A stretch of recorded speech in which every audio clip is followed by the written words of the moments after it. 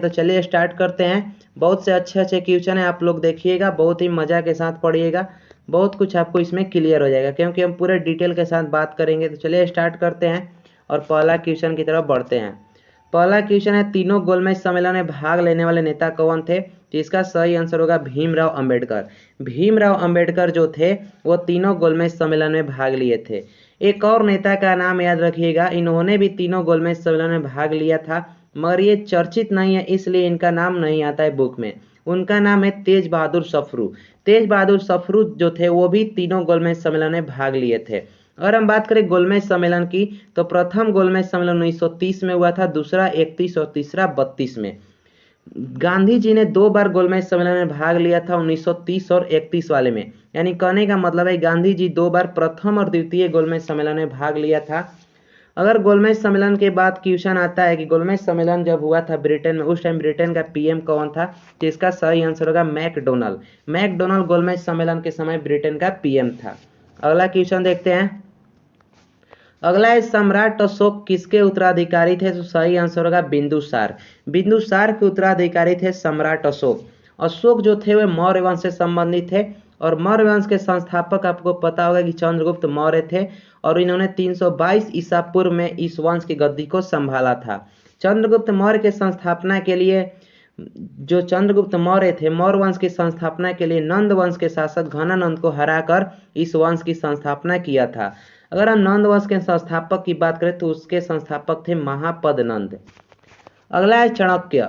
चाणक्य जो थे वो चंद्रगुप्त मौर्य के गुरु थे और इनका एक बुक का नाम है अर्थशास्त्र।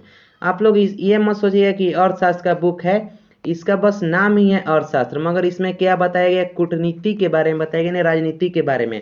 इसे बताया गया कि एक राजा को कैसा रहना चाहिए, कैसे युद्ध करना चाहिए, यानी कि राजा की रणनीति को बताया गया है। अगला क्वेश्चन देखते हैं। अगला है, भारतीय संविधान में पहली बार संशोधन कब हुआ था? तो इसका सही आंसर होगा 1951। 1951 में भारतीय संविधान में प्रथम बार संशोधन हुआ था और ये जो संशोधन था वो भूमि सुधार के लिए हुआ था। यानी क्वेश्चन आएगा कि भारतीय संविधान में जो पहली संशोधन हुआ था वो किस लिए हुआ था? तो भूमि सुधार अधिनियम के लिए हुआ था। अगर हम बात करें कि हमारे संविधान में संशोधन किस अनुच्छेद में आता है, तो अनुच्छेद 368 में और भाग 20 में आता है। जो संशोधन की प्रक्रिया है वो दक्षिण अफ्रीका के संविधान से लिया गया है। चलिए अगला देखते हैं। अगला है, भारत का कार्यकारी प्रमुख कौन होता है? देखिए, भारत में 2 प्रकार के प्रमुख होते हैं, एक होता है वास्तविक और एक होता है कार्यकारी। वास्तविक प्रमुख कहने का मतलब है कि बस वो होता है मगर कार्य कुछ नहीं करता है, बस दूसरों को कार्य दे देता है कि तुमको ये कार्य करना है, तुमको ये कार्य करना है। मगर कार्यकारी प्रमुख उसे कहते हैं जो प्रत्येक कार्य को करता है, भारत के लिए जितनी भी आर्थिक गतिविधि है उसको संभालता है। तो इसका सही आंसर होगा पीएम, कि भारत का जो कार्यकारी प्रमुख होता है वो प्रधानमंत्री होता है। अगर हम वास्तविक प्रमुख की बात करें तो वो राष्ट्रपति होता है। राष्ट्रपति जो होगा भारत का वास्तविक कार्यपालिका होगा वो अनुच्छेद 53 में आता है। अगर हम राष्ट्रपति पद की बात करें तो वो अनुच्छेद 52 में आता है। साथ में आपको ये भी मालूम होना चाहिए कि भारत का जो पीएम है वो राष्ट्रपति के द्वारा उसकी नियुक्ति की जाएगी, इसकी गणना अनुच्छेद 75 में है। अगला देखते हैं। अगला है, रॉलेट एक्ट किस वर्ष पारित किया गया था? रॉलेट एक्ट कानून जो था वो पारित किया गया था 1919 ईस्वी में। 1919 ईस्वी में रॉलेट कानून पारित किया गया था। इसको काला कानून के नाम से या फिर बिना दलाल या बिना वकील के कानून के भी नाम से जाना जाता है।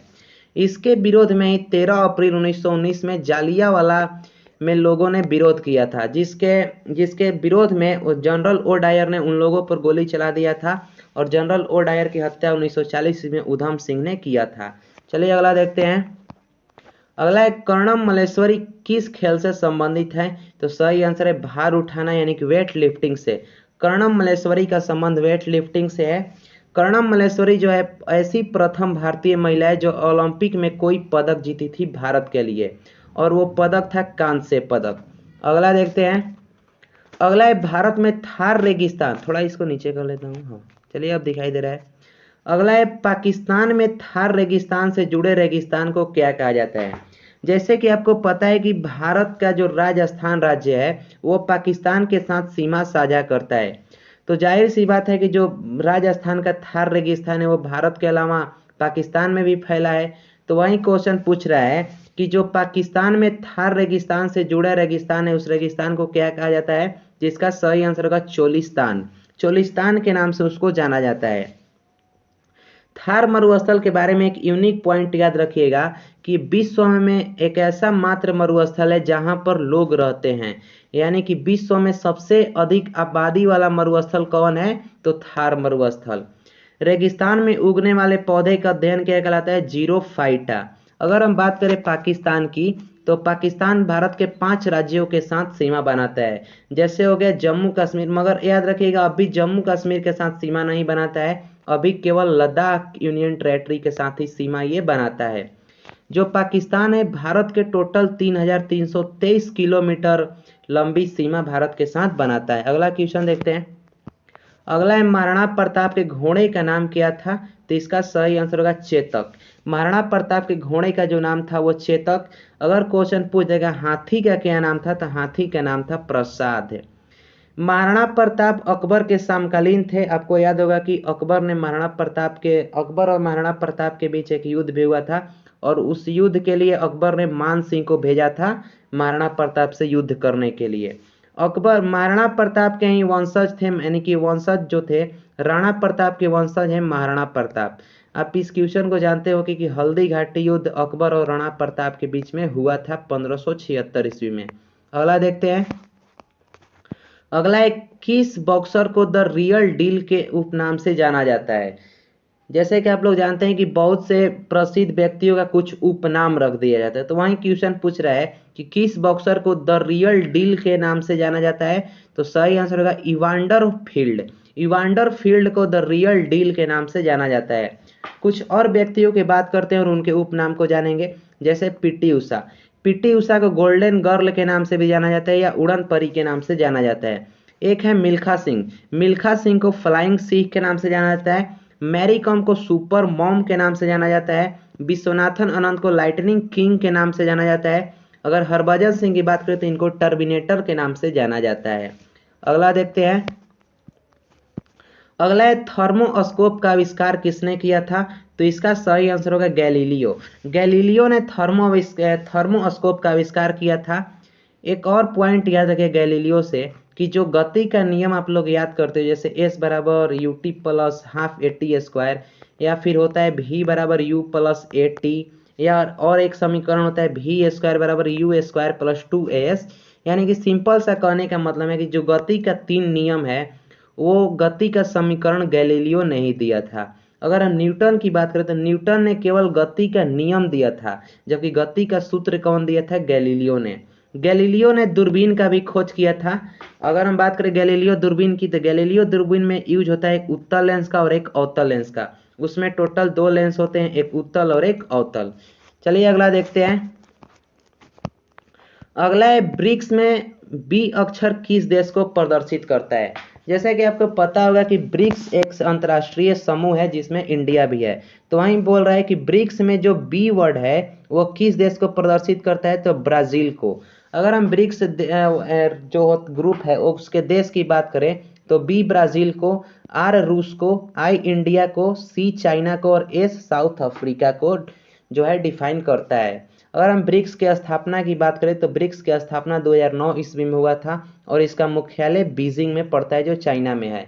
2010 में दक्षिण अफ्रीका ब्रिक्स में शामिल हो गया था, यानी कि 2010 में दक्षिण अफ्रीका को ब्रिक्स का पार्ट बना लिया गया, वरना इससे पहले केवल ब्रिक था। ब्रिक्स बैंक की स्थापना किया गया था 2014 ईस्वी में और इसका मुख्यालय जो है संघाई में है। चलिए अगला देखते हैं। अगला एक, किसे मार्स गैस कहा जाता है, तो सही आंसर होगा मीथेन। मीथेन को मार्स गैस के नाम से जाना जाता है। अगला पॉइंट है एलपीजी। एलपीजी जो कि हमारे घरों में यूज होता है, लिक्विड पेट्रोलियम गैस। इसमें ब्यूटेन और प्रोपेन का मिश्रण होता है एलपीजी। और ये है CO+H2, इसको हम लोग जानते हैं जल गैस के नाम से, और CO+N2 को प्रोड्यूसर गैस के नाम से जाना जाता है। चलिए अगला देखते हैं। अगला है, मंगल ग्रह के कितने चंद्रमा हैं। क्वेश्चन का कहने का मतलब है कि मंगल ग्रह के कितने उपग्रह है, तो इसका सही आंसर होगा 2, और दोनों उपग्रह का नाम है फोबोस एवं डिमोस। आप लोग याद रखिएगा जो फोबोस उपग्रह है वो सबसे छोटा उपग्रह है जो कि मंगल ग्रह का उपग्रह है। अगला पॉइंट है कि जो मंगल ग्रह है वो टोटल 687 दिन में अपना एक चक्कर पूरा करता है। जैसा कि आपको पता है कि जो जो ग्रह हैं वो सूर्य के चक्कर लगाते हैं, सूर्य का चक्कर जो है ग्रह लगाते हैं, तो उसी हिसाब से जो मंगल है वो 687 दिन में चक्कर लगाता है। और जैसा कि आपको पता है कि पृथ्वी 23.5 डिग्री अक्षांश पर झुकी हुई है, वैसे ही मंगल ग्रह अपने अक्षांश पर 25 डिग्री झुका हुआ है। अगर हम बात करें उपग्रहों की संख्या की, तो सबसे अधिक उपग्रह जो है वो शनि ग्रह की है, जो कि 81 है। कुछ समय पहले सबसे ज़्यादा उपग्रह बृहस्पति का था, मगर हाल ही में शनि के कुछ नए उपग्रह मिले हैं, जिससे इसके उपग्रहों की संख्या बढ़कर 81 हो गई है। इसलिए अभी वर्तमान में शनि जो है सबसे अधिक उपग्रहों वाला ग्रह है। चलिए अगला देखते हैं। अगला है धमनियाँ किस प्रकार की रक्त का वहन करती है, तो इसका सही आंसर होगा शुद्ध है। जैसे कि आपको पता है कि हमारे शरीर में 2 प्रकार की नस पाई जाती है। जो नीचे वाली नस है उसको धमनी बोला जाता है, और जो ऊपर वाली नस जो कि नीला कलर की, आपको नीला और लगभग थोड़ा हरा कलर की दिखाई देती है, उसे सीरा कहते हैं। तो जो सीरा यानी कि ऊपर ऊपर जो रक्त हमारे शरीर में बहता है वो अशुद्ध रक्त होता है, और जो हमारे शरीर में अंदरी अंदरी भाग में बहता है वो शुद्ध रक्त होता है। और शुद्ध रक्त का जो परिवहन है वो धमनी करती है, और अशुद्ध रक्त का परिवहन सीरा करती है। अगर क्वेश्चन पूछ जाएगा कि फुसफुस धमनी किस प्रकार की रक्त का वहन करती है, तो फुसफुस धमनी जो है वो अशुद्ध रक्त का वहन करती है। एक क्वेश्चन आता है महाधमनी से कि जो हमारा हृदय होता है, हृदय का सबसे बड़ा कपाल क्या है, तो सही आंसर होगा महाधमनी, यानी कि हृदय का सबसे बड़ा कपाल तंत्र जो है वो महाधमनी है। अगर हम बात करें हृदय की, तो हृदय में 4 वाल्व पाए जाते हैं। वाल्व क्या होता है, तो हृदय में जो जब हृदय रक्त पंप करता है तो रक्त ऊपर की ओर जाकर कुछ दूरी पर फिर रुक जाता है, तो रोकने का काम वाल्व ही करता है। चलिए अगला देखते हैं।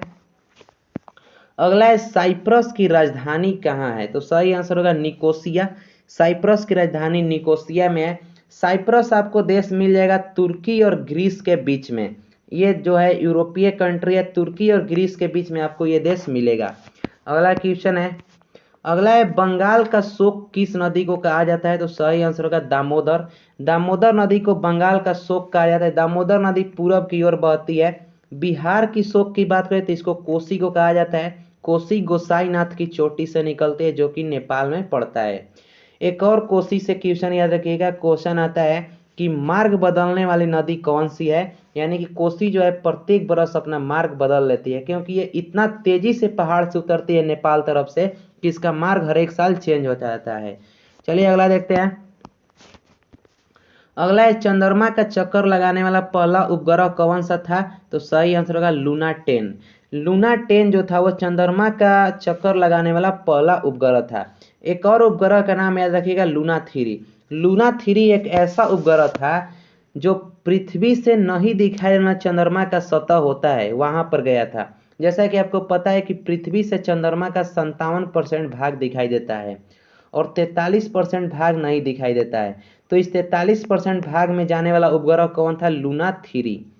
अगर हम बात करें उपग्रहों की, तो विश्व में सबसे पहले उपग्रह यानी सैटेलाइट छोड़ा गया था यूएनएसएससी, जैसे कि होता है ना, सोवियत यूनियन था पहले, उसी के द्वारा छोड़ा गया था पहला सैटेलाइट विश्व में 1957 में, और उसका नाम था स्पुतनिक 1।